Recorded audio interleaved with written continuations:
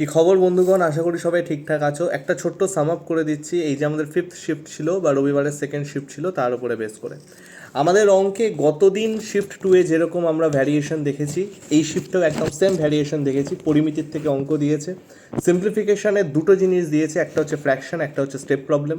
Mixture থেকে অঙ্ক দিয়েছে, রেশিওর থেকে প্রচুর অঙ্ক দিচ্ছে, এজ রিলেটেড মেনলি। পার্সেন্টেজ থেকে ভালো রকম অঙ্ক দিচ্ছে, প্রফিট অ্যান্ড লস থেকে অঙ্ক দিচ্ছে, এবং বিভাজ্যতার থেকে কিন্তু ভাই এইবারেও কোশ্চেন পড়েছে। তো নেক্সটগুলোতে এগুলো কিন্তু পড়তে পারে।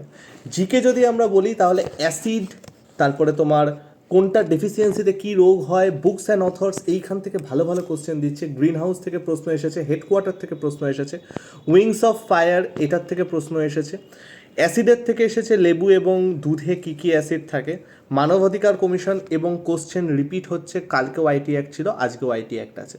তো বস, তোমরা ভালো করে পরীক্ষা দিও পরের শিফটগুলোয়। Best of luck.